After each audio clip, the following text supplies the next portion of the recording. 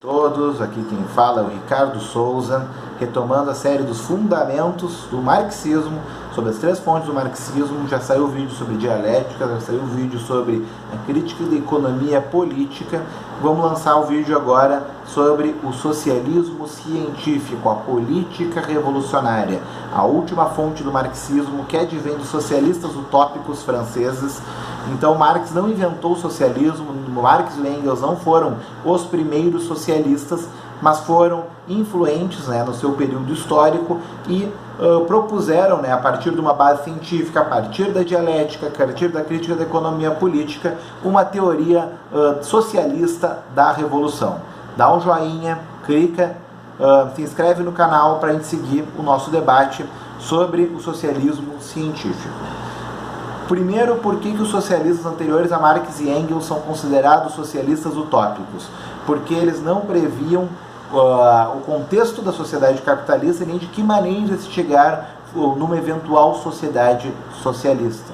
Eles acreditavam em uma forma de consertar o sistema capitalista, de reformar o sistema capitalista, ou culpavam os ricos, os burgueses, pelo sistema capitalista como ele funcionava, que era uma questão de boa vontade dos sujeitos, ou se buscava dentro do próprio sistema rearticular por meio da solidariedade humana, por meio da liberdade, igualdade e fraternidade, foram lemas da Revolução Francesa, construir uma fraternidade que contemplasse toda a humanidade, sem considerar as determinantes do sistema capitalista, as contradições do sistema capitalista, que tornaram impossível essas medidas. Tiveram grandes nomes históricos, Saint-Simon, o Fourier, várias pessoas históricas, que vieram desde lá do período da Revolução Francesa, teorizando sobre o socialismo. E Marx e Engels propõem o socialismo científico. E talvez a obra que melhor resume essa discussão está no Manifesto do Partido Comunista. O nome não é à toa, porque eles entendem que é necessário para a classe trabalhadora ter o seu partido, ter a sua independência de classe, porque por muito tempo a classe trabalhadora lutou junto aos burgueses, que ainda não eram a elite, não eram a classe dominante nas sociedades europeias, na luta contra as nobrezas, contra as monarquias, como no próprio exemplo da Revolução Francesa. E até 1848, período da Primavera dos Povos, das grandes revoluções de 1848, Marx compreende que é o período dos trabalhadores se auto-organizar, terem o seu partido revolucionário. Por isso que o manifesto é do Partido Comunista, do Partido dos Trabalhadores Comunistas Organizados, para construir uma outra lógica de sociedade. Quem assistiu o vídeo anterior da economia política, comentei sobre os modos de produção, que muitos se perguntam, o que os socialistas querem? A humanidade sempre foi assim, o capitalismo é da natureza humana, a natureza humana é egoísta e perversa. Há sempre essa compreensão, mas por milhares de anos a humanidade não viveu numa sociedade estratificada em classes, em relações de classe e poder, como conhecemos hoje. Por muito tempo a sociedade viveu um modo de produção comunista primitivo. As sociedades pré-históricas, mais próximos de nós aqui no Brasil, boa parte das tribos indígenas, não há uma clara hierarquia de poder, não há um Estado, não há um governo e não há propriedade privada, além de utensílios pessoais, além dos bens pessoais, não há propriedade da terra, não há propriedade de meios de produção, que as sociedades, à medida que se desenvolveram na história humana, começou a haver um excedente de produção, excedente de alimento, excedente de recurso, que advém com a agricultura, com a pecuária, quando as sociedades pré-históricas passam a ser mais fixas, não nômades como costumavam ser no meio da caça, da pesca e da coleta. A sociedade humana começou a produzir na terra, e aí alguns começam a cercar a terra para si e se declarar o dono. Eis aí, como diz Engels, a origem da família, da propriedade e do Estado. Quando surge o excedente econômico, quando surge a propriedade privada, as sociedades, as tribos começam a se dividir. Dividir no sentido em que alguns precisam trabalhar, precisam colher, precisam produzir, e outros gerenciam o excedente. Assim nasce a sociedade de classes, desde as mais primitivas, desde a sociedade de servidão, de escravidão, até a sociedade capitalista de trabalho assalariado. E aí surge uma poderosa instituição chamada Estado, que tem o seu aparelho repressivo, os exércitos, as forças armadas, as polícias, seu aparelho ideológico. Aí entra a religião, entram a mídia, os meios de comunicação, entram a escola, entre todas as instituições que formam a sociedade como conhecemos hoje, por meio do Estado, que é nada mais para Marx, né, como o comitê gestor dos negócios da burguesia. Mas como também diz Gramsci, o Estado ele requer o consenso e a coerção. Então o Estado precisa criar instrumentos de consenso social e de coerção social.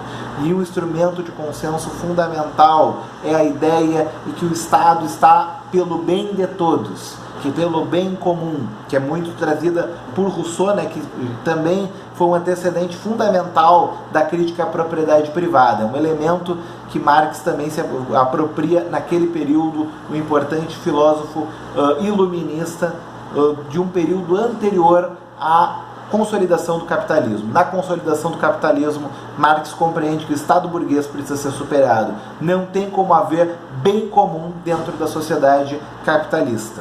E, nesse período, as lutas dos trabalhadores se desenvolvem, se organizam, vão lutando pelas demandas da condição de trabalho, da jornada de trabalho, do salário mínimo, uma série de direitos trabalhistas foi sendo conquistado na virada do século XIX, século XX, por meio da organização sindical dos trabalhadores, foi conquistado o direito ao sufrágio, ao voto universal.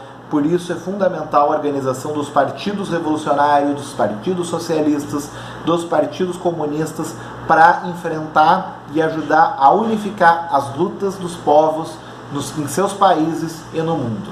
E nesse sentido Marx coloca no manifesto: proletários do mundo, univos. Ou seja, nos unimos todos internacionalmente, nacionalmente e internacionalmente, para enfrentar o sistema capitalista, porque um sistema capitalista é mundial, é um sistema que precisa ser combatido mundialmente. Não podemos criar ilhas socialistas, que também foi uma teoria dos utópicos, né? Nos isolar em Cuba ou em outro país, sem combater o sistema capitalista, que ele é cada vez ele é mais internacional, mais mundializado. Ele se articula mundialmente e é por isso a organização da classe trabalhadora deve ser mundial. Isso foi uma tendência das grandes organizações revolucionárias da nossa história. E Marx e Engels, né, com o Manifesto Comunista, é o manifesto de fundação de um grande partido comunista da Primeira Internacional, que unificou as lutas socialistas, anarquistas, comunistas da metade do século XIX, cumpriu um papel fundamental e liderou uma primeira tentativa de revolução, que foi a Comuna de Paris, ainda naquele período, que foi uma primeira experiência da classe operária de organizar o Estado, de ter o poder para si, e em que há uma socialização do poder político, do poder econômico, que é o que nós socialistas disputamos na sociedade. Nós queremos sim uma mudança na sociedade capitalista e superar essas contradições que o modo capitalista coloca, e que para que haja o bem comum, como se deseja que o Estado cumpra, é preciso derrubar esse sistema político, derrubar esse Estado para se constituir um Estado de novo tipo, como Lenin define, né, o Estado é a revolução, em que a classe trabalhadora vai tomar o poder, vai reorganizar a sociedade, para que haja posteriormente uma sociedade sem Estado, sem o Estado para legitimar o poder de uma classe sobre outra, e que chegue-se a uma sociedade sem classes sociais, em que o conjunto do povo trabalhador exerça a sua maneira, a sua auto-organização e o poder político e econômico. Encerro aqui o vídeo. Indicação de leitura: Manifesto do Partido Comunista. Vou indicar aqui na descrição do vídeo. Deixe um joinha, deixe um comentário e se inscreve no canal. Então aqui é o nosso ciclo, né, das 3 fontes do marxismo, e com certeza vamos elaborar mais outros temas, né, a partir desses 3 vídeos iniciais, introdutórios, e vamos comentar aí da conjuntura e desse cenário que nós estamos vivendo. Eu termino aí reforçando o convite para a nossa luta, para a nossa organização do povo trabalhador, e derrubar o projeto fascista e neoliberal do Jair Bolsonaro. Fora Bolsonaro!